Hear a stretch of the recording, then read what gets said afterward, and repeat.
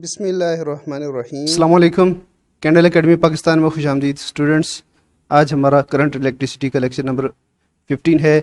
हमने MCQ solve कर लिए हैं करंट इलेक्ट्रिसिटी के, और आज हम कंसेप्चुअल क्वेश्चन सॉल्व करने जा रहे हैं।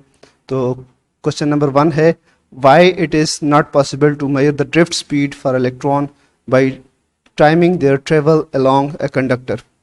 तो एक कंडक्टर के अलोंग इलेक्ट्रॉन का ट्रेवल जो है वो करंट कहलाता है। तो हम उसकी ड्रिफ्ट स्पीड क्यों नहीं फाइंड कर सकते? अगर हम v/t करें, s/t करें, डिस्टेंस को टाइम पे डिवाइड करें, तो हमारे पास स्पीड क्यों नहीं आ सकती? ये फार्मूला हम क्यों नहीं यूज़ कर सकते?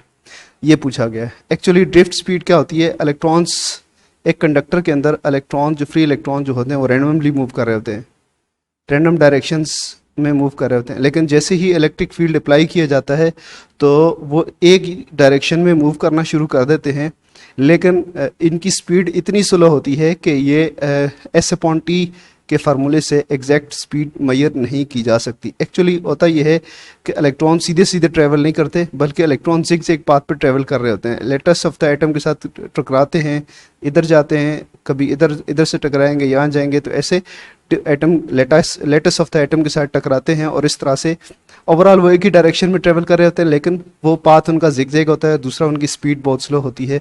तो लिहाजा s/t जो है ये फार्मूला यूज़ करते हुए हम उनकी ड्रिफ्ट वेलोसिटी को फाइंड नहीं कर सकते। स्टूडेंट्स, नेक्स्ट क्वेश्चन है, the relationship R = V/I tells us that the resistance of a conductor is directly proportional to the potential difference applied to it. What do you think of this proportion? इसका मतलब ये हुआ कि ये कहना चाह रहे हैं क्वेश्चन में कि यहाँ पे हमें ये नज़र आता है कि R is directly proportional to voltages. यानी अगर हम वोल्टेज बढ़ाएं तो रेजिस्टेंस बढ़ जाएगी? नहीं भाई, नहीं, ऐसा नहीं होता। रेजिस्टेंस का वोल्टेज से कोई ताल्लुक नहीं है। रेजिस्टेंस जो है R = ρL/A है। रेजिस्टेंस चेंज होती है। रेजिस्टेंस किसके डायरेक्टली प्रोपोर्शनल है? R is directly proportional to rho. जितनी रेजिस्टिविटी ज़्यादा होगी, कितनी रेजिस्टेंस ज़्यादा होगी, यानी मटेरियल पे डिपेंड करती है। नंबर 1 किस पे डिपेंड करती है? मटेरियल पे। नंबर 2, रेजिस्टेंस किस पे डिपेंड करती है? लेंथ ऑफ द कंडक्टर पे, डायरेक्टली प्रोपोर्शनल है कंडक्टर के। नंबर 3, रेजिस्टेंस किसके प्रोपोर्शनल है? 1/A, एरिया के इन्वर्सली प्रोपोर्शनल है। एरिया ज़्यादा होगा तो ये लेंथ है, और ये एरिया किस चीज़ पे? मटेरियल पे, लेंथ पे और एरिया पे डिपेंड करती है। एरिया के इन्वर्सली प्रोपोर्शनल होती है। इसके अलावा रेजिस्टेंस टेम्परेचर पे भी डिपेंड करती है।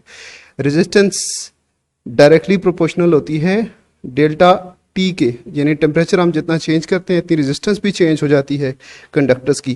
बाद ऐसे कंडक्टर्स हैं कि जिनकी रेजिस्टेंस टेम्परेचर के साथ चेंज नहीं होती, वो कांस्टेंट रहती है, रेजिस्टेंस डिपेंडेंट नहीं होती। उनका कोफिशिएंट ऑफ टेम्परेचर जो है वो बहुत ही लो होता है या ज़ीरो होता है। लेकिन अक्सर कंडक्टर जो हैं वो रेजिस्टेंस के साथ, रेजिस्टेंस उनकी चेंज होती है, या तो रेजिस्टेंस टेम्परेचर के साथ कम हो जाती है, टेम्परेचर के साथ बढ़ जाती है। दोनों चीज़ें होती हैं, दोनों पॉसिबिलिटीज़ हैं डिफरेंट मटेरियल्स के अंदर। लेकिन रेजिस्टेंस का एक्सटर्नली अप्लाइड पोटेंशियल डिफरेंस से कोई लेना देना नहीं है।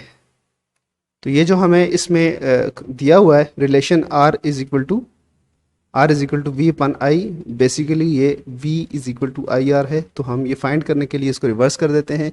यहाँ पे रेजिस्टेंस कांस्टेंट है, इस रिलेशन के अंदर रेजिस्टेंस कांस्टेंट है, V = IR ओम्स लॉ के अंदर। क्यों? टेम्परेचर कांस्टेंट है, तो रेजिस्टेंस कांस्टेंट है। तो करंट डायरेक्टली प्रोपोर्शनल है अप्लाइड वोल्टेजेस के। जितना वोल्ट बढ़ाते जाएंगे करंट बढ़ता जाएगा अगर रेजिस्टेंस कांस्टेंट हो। तो यहाँ पे रेजिस्टेंस कांस्टेंट है, ये वेरिएबल नहीं है, लिहाजा इसका वोल्टेज से कोई लेना देना नहीं है। चलते हैं नेक्स्ट क्वेश्चन की तरफ। क्वेश्चन है जी, A heavy duty battery of a truck maintains a current of 3 amperes for 24 hours. How much charge flows from the battery during this time? बड़ा आसान सा क्वेश्चन है। देखें, करंट का जो रिलेशन होता है वो होता है Q/T, और इसी को हम T से मल्टीप्लाई कर दें करंट को, तो हमारे पास चार्ज आ जाएगा जितना चार्ज फ्लो हुआ है। Q = I × T। यहाँ पे हमारे पास I कितना है? करंट है 3 एम्पेयर। इसको हम मल्टीप्लाई करेंगे 24, ये 24 आवर्स दिया हुआ है, 24 घंटे ये बैटरी चलती है, तो हम लिखेंगे टाइम सेकंड के अंदर लिखना होता है, तो 24 आवर्स हैं और इसमें 60 मिनट्स होते हैं और हर मिनट में 60 सेकंड्स होते हैं। तो हमारे पास सेकंड्स में आ जाएगा Q इज इक्वल टू, ये सबको मल्टीप्लाई करें आप, तो इसका जो आंसर आएगा वो आता है 259200 259200 कूलम्स। तो इतना चार्ज जो है वो बैटरी से फ्लो होगा, रेजिस्टेंस, बैटरी जो है ना मूव कराएगी, रेजिस्टेंस से फ्लो होकर वापस बैटरी में आएगा। चलते हैं नेक्स्ट क्वेश्चन की तरफ। क्वेश्चन है, why analysing a circuit internal resistance of EMF sources are ignored. आर कर देते हैं, आर इग्नोर्ड।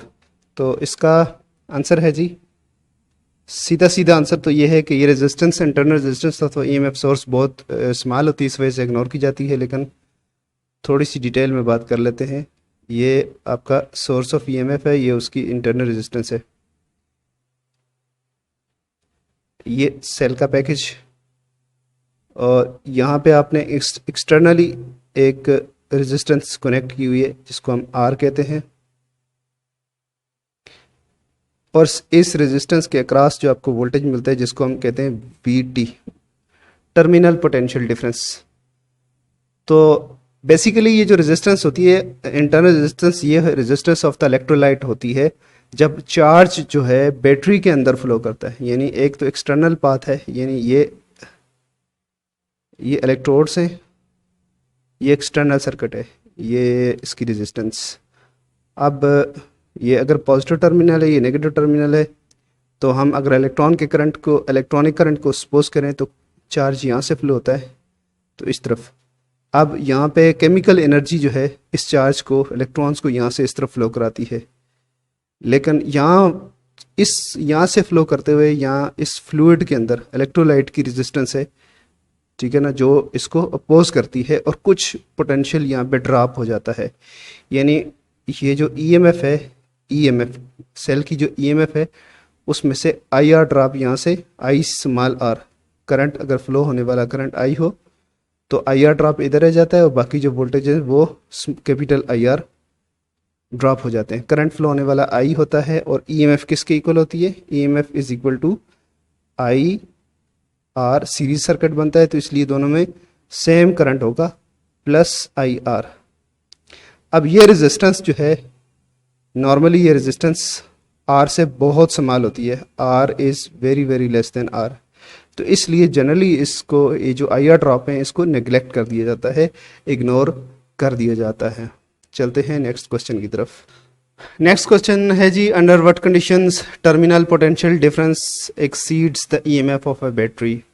जनरली हम इसको यूं लिखते हैं, ये ईएमएफ सोर्स है और उसकी इंटरनल रेजिस्टेंस है ये, और इसको हम एक्सटर्नल सर्किट हमने कनेक्ट किया हुआ है, एक लोड लगाया हुआ है जिसके थ्रू चार्ज यहाँ से ट्रेवल होता है, इसमें एनर्जी डिलीवर करने के बाद वापस बैटरी के अंदर आ जाता है, वहाँ से फिर इलेक्ट्रिकल केमिकल एनर्जी इसको मिलती है, नॉन इलेक्ट्रिकल, तो उसको गेन करने के बाद यहाँ से फिर रिमूव कर जाता है। तो ये क्या है, ये आपकी रेजिस्टेंस है R, जिसे कहते हैं हम कैपिटल R, तो इसकी इंटरनल रेजिस्टेंस IR होती है। इस सूरत में कि जब लोड लगा हुआ हो तो हमेशा ऐसे होता है कि E is equal to IR plus IR, यानी ये है टर्मिनल पोटेंशियल डिफरेंस है, और इसको अगर हम लिखें VT या IR ऐसे ही लिख लेते हैं तो ये E माइनस IR होता है। ये हमेशा लेस होता है इस सूरत में जब हमने लोड लगाया हुआ हो, तो ये उससे लेस होता है, किससे, EMF से, बकदर IR ये लेस होता है। इसको हम यूं भी कह सकते हैं VT is equal to E minus IR, तो बकदर IR ये लेस होता है। तो कौन सी सूरत है कि जिसमें ये ग्रेटर हो जाता है टर्मिनल पोटेंशियल डिफरेंस, तो वो ये है कि हम इसके साथ एक बैटरी कनेक्ट कर दें। कैसी बैटरी, कि जिसका EMF इससे ज़्यादा हो, ये हमारे पास बैटरी है और इसके साथ हम अब लोड रेजिस्टेंस लगाने के बजाय उसी पोलैरिटी में एक और ईएमएफ का सोर्स लगा देते हैं। ये लगा दिया हमने, ठीक है। तो अब क्या होता है, ये आपका जो है ई है, और अब जो ये जो वोल्टेजेस हैं ये टर्मिनल पोटेंशियल डिफरेंस ई कहलाएगा, ठीक है। तो अब ये क्या हो गया, अब ये बैटरीज को चार्ज कर रही है। अब जो है वो वी टी किसके इक्वल होगा, वी टी इक्वल होगा ई प्लस आई आर के। तो वो सूरत है कि जिसमें आपने एक बैटरी को दूसरी बैटरी के साथ चार्ज करने हो, लेकिन उसके वोल्टेजेस बकदर आई आर ग्रेटर हों ईएमएफ से, तो तब बैटरी चार्ज होगी। यहाँ से एक ये बात भी निकल आती है कि कितने वोल्टेजेस हों तो हम बैटरी को चार्ज कर सकते हैं। तो कम से कम बकदर आई आर ज़्यादा होने चाहिए वोल्टेजेस, बैटरी को चार्ज करने के जो वोल्ट हैं, यानी टर्मिनल पोटेंशियल डिफरेंस कितना होना चाहिए, बकदर I R E M F से ज़्यादा होना चाहिए, तब वो चार्ज होगी। तो ये चार्जिंग कंडीशन है। तो सिंपल इसका जवाब ये बनता है कि चार्जिंग कंडीशन में terminal potential difference E M F से ज़्यादा होता है, ठीक है। तो V T is greater than E during charging.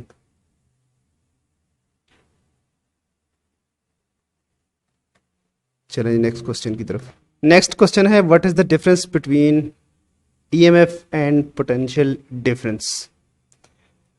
तो ईएमएफ क्या होती है, यहाँ पे हम लिख देते हैं ईएमएफ, यहाँ पे हम टर्मिनल पोटेंशियल डिफरेंस लिख लेते हैं। यहाँ पे हम डिफरेंस देखते हैं। ये क्या होता है, ये आपके पास एक इलेक्ट्रोलाइट है एक सेल के अंदर, और ये आपका पॉजिटिव टर्मिनल है, ये नेगेटिव टर्मिनल है। पॉजिटिव चार्ज आपका यहाँ से पॉजिटिव चार्ज निकालना है, यहाँ से पॉजिटिव चार्ज निकालना है, और इसके अंदर इस इलेक्ट्रोड के अंदर जो कि पॉजिटिव इलेक्ट्रोड है इसके अंदर एकमुलेट करना है। तो नॉर्मली तो ये नहीं होता, नहीं हो सकता, क्योंकि ये इलेक्ट्रोस्टैटिक फोर्स के अगेंस्ट है, आपने वर्क करना है। तो केमिकल एनर्जी जो है, केमिकल एनर्जी ये वर्क परफॉर्म कर रही होती है। तो ईएमएफ क्या होता है, EMF is the work done in bringing unit positive charge from negative terminal to positive terminal, negative to positive terminal, ठीक है। तो क्या होता है जी, EMF is work done on unit positive charge. यहाँ ये देख लें, work done on unit positive charge, तो ये है work done on unit positive charge in bringing from positive to negative, from negative to positive terminals. तो ये कहाँ पे होता है, सेल के अंदर होता है। ये वर्क कौन कर रहा होता है, ये वर्क केमिकल एनर्जी कर रही होती है, और यूनिट चार्ज के ऊपर ये एनर्जी जो है, इस एनर्जी से यूनिट चार्ज के ऊपर वर्क होता है, और ये चार्ज जो है नेगेटिव टर्मिनल से पॉजिटिव टर्मिनल के अंदर शिफ्ट हो जाता है, और इस तरह से उसके अंदर एज ए पोटेंशियल एनर्जी ये उसके अंदर स्टोर हो जाता है, चार्ज के अंदर इसकी पोटेंशियल एनर्जी चार्ज की बन जाती है। तो टर्मिनल पोटेंशियल डिफरेंस क्या है, इसको हम, इसके लिए हम अगेन सेल यहाँ पे ड्रा करते हैं, और ये सेल का ये इलेक्ट्रोलाइट है। अब हमने इलेक्ट्रोलाइट के से कुछ भी लेना देना नहीं है, चार्ज यहाँ पे मौजूद है पॉजिटिव चार्ज, और इसको हम एक रेजिस्टेंस के थ्रू इसके साथ कनेक्ट कर देते हैं।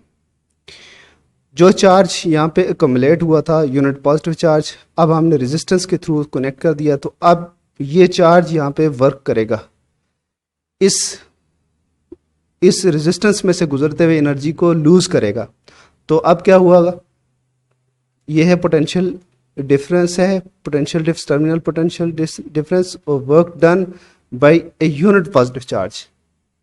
यहाँ पे था work done on unit positive charge, ठीक है, in bringing from negative to positive terminal, और यहाँ पे क्या है, work done by a unit positive charge in bringing from positive to negative terminal, ठीक है ना।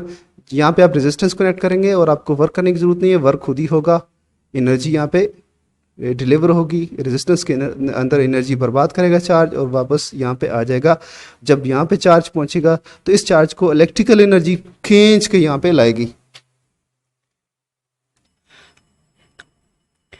पोटेंशियल डिफरेंस की टर्मिनल पोटेंशियल डिफरेंस की डेफिनेशन क्या है? Work done bye a unit positive charge while coming from positive to negative terminal of the battery। तो charge क्या करता है? यहाँ से एनर्जी गेन करता है, केमिकल एनर्जी यहाँ से गेन करता है और फिर यहाँ से फ्लो होता है एक्सटर्नल रेजिस्टेंस के अंदर और वहाँ पे एनर्जी डेसिपेट करके वापस नेगेटिव टर्मिनल में, और फिर यहाँ से एनर्जी केमिकल एनर्जी उसको मिलती है और ये पॉजिटिव टर्मिनल पे आ जाता है। तो ये वाला जो पोटेंशियल है ये क्या कहलाता है? ये कहलाता है ईएमएफ। और यहाँ पे जो पोटेंशियल क्रिएट होता है वो टर्मिनल पोटेंशियल डिफरेंस कहलाता है। मेन डिफरेंस तो ये है। इसके बाद आप छोटे छोटे डिफरेंसेस आप लिख सकते हैं कि ईएमएफ क्या है? एक काज है, इट इज़ अ काज, ठीक है, और इट इज़ इफेक्ट।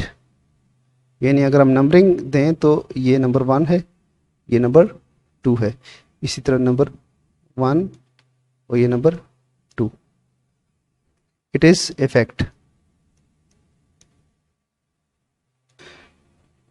और तीसरी चीज कि EMF is always present. Current circuit के अंदर फ्लो हो, एक्सटर्नल सर्किट के अंदर करंट फ्लो हो रहा है या नहीं हो रहा है, इससे कोई फर्क नहीं पड़ता, ईएमएफ प्रेजेंट होती है। ईएमएफ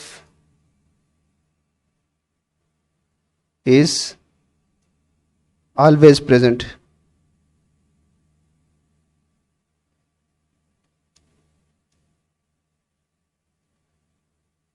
और potential difference is 0 when I is equal to 0। जब करंट फ्लो नहीं हो रहा तो पोटेंशियल डिफरेंस 0 हो जाता है। जनरली ईएमएफ ग्रेटर होती है पोटेंशियल टर्मिनल पोटेंशियल डिफरेंस से। मासा एक खास जो चार्जिंग कंडीशन है हमने पहले डिस्कस कर चुके हैं उसके अलावा, और इसमें हम लिखें तो क्या है? Terminal potential difference is less than EMF. चलते हैं नेक्स्ट क्वेश्चन की तरफ। क्वेश्चन नंबर 7 है loop rule is based on law of conservation of energy and the junction rule is based on the law of conservation of charge, explain. देखें loop rule या Kirchhoff's voltage law क्या कहता है? The algebraic sum of all the potential changes in a closed loop must be 0। यानी summation of V potentials equal to 0 loop के across. ये मिसाल के तौर पर 2 रेजिस्टेंस है और एक पोटेंशियल सोर्स लगा हुआ है। यहाँ पे चार्ज को पोटेंशियल एनर्जी मिलती है, केमिकल एनर्जी चार्ज की पोटेंशियल एनर्जी में कन्वर्ट हो जाती है। तो केमिकल एनर्जी, जितनी केमिकल एनर्जी मिलती है चार्ज को, और चार्ज को वो पोटेंशियल एनर्जी के तौर पर चार्ज के अंदर सेव हो जाती है। जब ये चार्ज मूव करता है थ्रू दीज रेजिस्टेंसेस, चाहे ये 2 लगी हों, ये 3 लगी हों या मल्टीपल कम्बिनेशंस हों, तो जितनी एनर्जी यहाँ पे गेन करता है इतनी एनर्जी इन चार्जेस के अंदर सप्लाई कर देता है। चार्ज क्या करता है? जितनी एनर्जी यहाँ पे मिलती है सेल के अंदर, केमिकल एनर्जी जो गेन करता है ये एज ए पोटेंशियल एनर्जी इसको मिल जाती है। तो ये फ्लो होते हुए ये एज ए एनर्जी डेसिपेट कर देता है थ्रू रेजिस्टेंसेस। तो जितनी भी रेजिस्टेंस है उनमें ये लूज़ कर देता है। तो जितनी एनर्जी यहाँ पे मिलती है उतनी ही ये कंज्यूम करके वापस आ जाता है। तो क्या होता है?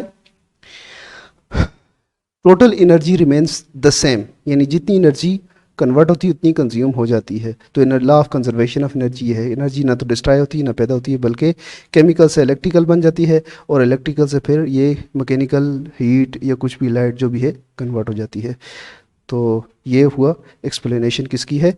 ये लूप रूल की या वोल्टेज किरचॉफ्स वोल्टेज लॉ की according to law of conservation of energy. दूसरा है जिसको जंक्शन रूल कहते हैं या केसीएल, ये केवीएल है, किरचॉफ्स वोल्टेज लॉ। और केसीएल की बात करते हैं। केसीएल क्या होता है कि किसी भी जंक्शन पे क्या होता है? जंक्शन पे जी जितना चार्ज आता है इतना ही चार्ज निकल जाता है। ठीक है, तो जंक्शन के ऊपर चार्ज एक्युमुलेट नहीं होता, जितना जंक्शन के ऊपर चार्ज आता है इतना ही यहाँ से आउट हो जाता है, यानी ये law of conservation of charge है। तो ये जो पॉइंट है जिसको हम जंक्शन कहते हैं, ना तो ये सोर्स है और ना ये सिंक है, ये चार्ज जितना रिसीव करता है इतना ही फ्लो करा देता है। In total charge incoming the junction is equal to total charge out going from the junction. तो इस तरह से law of conservation of charge है। तो चार्ज ना तो यहाँ पे क्रिएट होता है चार्ज और ना यहाँ पे चार्ज डिस्ट्रॉय होता है, तो चार्ज सेम रहता है। चलते हैं नेक्स्ट क्वेश्चन की तरफ। क्वेश्चन है जी, why rise in temperature is accompanied by rise in resistance. कुछ मटेरियल ऐसे होते हैं कि जिनमें टेम्परेचर के राइज के साथ रेजिस्टेंस कम हो जाती है, लेकिन यहाँ पे क्वेश्चन जो पूछा हुआ है राइज इन रेजिस्टेंस का पूछा हुआ है, तो वो वाले टेम्परेचर, वो वाले जो मटेरियल हैं जिनका temperature coefficient of resistance positive होता है, उनको डिस्कस करते हैं। एक्चुअली रेजिस्टेंस क्या होती है इसको समझना ज़रूरी है। पहले ये कंडक्टर है और इस कंडक्टर में से इलेक्ट्रॉन्स फ्लो करते हैं, ये इलेक्ट्रॉन्स फ्लो करते हैं। जब हमने पोटेंशियल डिफरेंस यहाँ पे अप्लाई कर दिया तो इलेक्ट्रिक फील्ड चार्जेस को मिल गया, इलेक्ट्रॉन्स को इलेक्ट्रिक फील्ड मिल गया। अब इलेक्ट्रॉन जो है यहाँ से ड्रिफ्ट होना शुरू हो जाते हैं। तो किसी भी टेम्परेचर पर जो एटम्स हैं, एटम्स ऑफ द कंडक्टर, वो वाइब्रेट करते हैं। फ़र्ज़ करें कि एक एटम है, उसकी जो वाइब्रेशन है हम 2 डायमेंशन शो करते हैं कि उसकी वाइब्रेशन का एम्पलीट्यूड इतना है, ठीक है, और दूसरा एटम ये है, उसका एम्पलीट्यूड इतना है। तो जब ये इलेक्ट्रॉन यहाँ से ड्यू टू एक्सटर्नल फील्ड यहाँ से जब मूव करते हैं तो ये कोलाइड करते हैं with the lattice of the material, lattice of the atom. Atom के साथ ये कोलाइड करते हैं तो एटम ऑलमोस्ट यहाँ से वाइब्रेट कर रहे होते हैं। इसको इस तरह से अच्छा सा नहीं बन रहा, तो हम इसको ऐसे शो करते हैं कि ये उसका एम्पलीट्यूड था करंट फ्लो होने से पहले। तो पहले टारगेट इलेक्ट्रॉन के लिए था कि इलेक्ट्रॉन अगर यहाँ पे आता तब भी उसने कोलाइड होना था, यहाँ पे आता तब भी उसने कोलाइड होना था। इस एरिया के अंदर इलेक्ट्रॉन जब आता तो उसने एटम के अंदर एटम के साथ कोलाइड हो जाना था, और अगर इस गैप से निकल जाता तो इलेक्ट्रॉन आगे निकल सकता था। लेकिन जैसे ही इलेक्ट्रॉन यहाँ से टकराते हैं तो अपनी कुछ एनर्जी, काइनेटिक एनर्जी, इन एटम्स को मुंतकिल कर देते हैं, जिसकी वजह से क्या होता है, उनका एम्पलीट्यूड ऑफ वाइब्रेशन इंक्रीज़ हो जाता है। ये देखें इंक्रीज़ हो जाएगा, तो वो एरिया इलेक्ट्रॉन का प्रोबेबिलिटी का, इलेक्ट्रॉन के टकराने की प्रोबेबिलिटी पहले से बढ़ जाती है। अब इलेक्ट्रॉन्स का यहाँ से फ्लो होना ज़्यादा मुश्किल हो जाता है। जितना हम करंट ज़्यादा गुजारते जाते हैं इतनी ही एटम जो हैं, लेटिस के जो एटम्स हैं, इतनी ही ज़्यादा एम्पलीट्यूड के साथ वाइब्रेट करते जाते हैं और इतनी ही प्रोबेबिलिटी ऑफ कोलिजन बढ़ती जाती है। तो नंबर ऑफ कोलिजन्स बढ़ जाते हैं, एम्पलीट्यूड ऑफ वाइब्रेशन बढ़ जाता है, जिसकी वजह से रेजिस्टेंस बढ़ जाती है टेम्परेचर के साथ। हाँ, ये तो हो गया करंट के साथ, उसका एम्पलीट्यूड बढ़ गया, करंट के साथ टेम्परेचर बढ़ गया। दूसरा क्वेश्चन ये पूछा हुआ है, टेम्परेचर अब बढ़ाते हैं। जब आप टेम्परेचर बढ़ाते हैं तब रेजिस्टेंस बढ़ जाती है। तो पहले जो हमने इससे पहले डिस्कस कर लिया वो ये इस तरह से कि करंट की वजह से टेम्परेचर बढ़ जाता है कंडक्टर का, तो ये इफेक्ट कंडक्टर का है, कंडक्टर का टेम्परेचर बढ़ने की, करंट की वजह से टेम्परेचर बढ़ने का है। लेकिन अब जो है कि कंडक्टर का अगर टेम्परेचर राइज कर देते हैं, टेम्परेचर बढ़ा देते हैं, तो तब क्या होता है, तभी रेजिस्टेंस बढ़ जाती है। तो सेम वही बात है, बिल्कुल उसी तरह ये है कि नॉर्मली अगर उनका एम्पलीट्यूड ऑफ वाइब्रेशन ये था तो थर्मल एनर्जी की वजह से उनका वाइब्रेशन का एम्पलीट्यूड मज़ीद बढ़ जाता है, जिसकी वजह से इलेक्ट्रॉन्स की कोलिजन की प्रोबेबिलिटी मज़ीद बढ़ जाती है और रेजिस्टेंस बढ़ जाती है। तो ये एक ही बात है, बस कन्वर्सली हमने पहले बोल दी, लेकिन इसको इस तरह से देख लें। नेक्स्ट क्वेश्चन है, does the direction of EMF provided by a battery depends upon the direction of the current flow through the battery. जी हाँ, बिल्कुल ये डिपेंड करता है, और ये बड़ी इम्पॉर्टेंट बात है। जब हम केवीएल अप्लाई कर रहे होते हैं तो हम ये देखते हैं कि हम किस डायरेक्शन में जा रहे हैं। अगर हम, ये पॉजिटिव टर्मिनल है, ये नेगेटिव टर्मिनल है, और अगर हम यहाँ से इस तरफ जा रहे हैं तो हम कहाँ जा रहे हैं, पॉजिटिव टर्मिनल से नेगेटिव टर्मिनल। तो यहाँ पे हम ईएमएफ को नेगेटिव कंसिडर करते हैं। ईएमएफ क्या है, माइनस ई है यहाँ पे। जबकि अगर हम नेगेटिव से पॉजिटिव टर्मिनल की तरफ मूव कर रहे हैं तो इसको हम पॉजिटिव ई लिखते हैं, E is equal to positive. और इसके लिए हम एक सिंपल सर्किट ड्रा करते हैं। एक सर्किट है जिसके अंदर ईएमएफ का सोर्स ये लगा हुआ है E1 और ये दूसरा सोर्स है E2।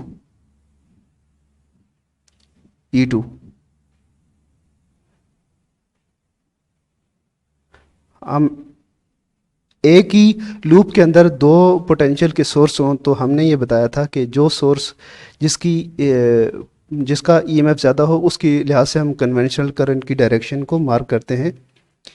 तो फ़र्ज़ करें कि ये कन्वेंशनल करंट की डायरेक्शन है, या फिर आप कन्वेंशनल करंट की डायरेक्शन भी छोड़ें, जो पाथ जो मार्क कर रहे हैं आप, ये जो पाथ है, फ़र्ज़ करें आपने ये क्लॉकवाइज पाथ चूज़ किया है तो आप स्टार्ट यहाँ से करते हैं और आपने एंड भी यहाँ से करना है। इसका मतलब ये हुआ। तो अब यहाँ से घूमें, यहाँ पे आएँ तो ये कौन सा टर्मिनल है, नेगेटिव, ये कौन सा है, पॉजिटिव। तो आप कहाँ से आए, नेगेटिव से पॉजिटिव टर्मिनल की तरफ आ गए। तो ये होगा आपका प्लस E2 प्लस यहाँ पे क्या होगा, यहाँ पे आप आ गए पॉजिटिव टर्मिनल्स पे और जाना आपने इस तरफ है तो नेगेटिव टर्मिनल की तरफ आप जा रहे हैं, तो ये माइनस E2 होगा। और इनका सम ज़ीरो होना चाहिए अकॉर्डिंग टू KVL। तो यहाँ होगा E2 minus E1 equal to zero.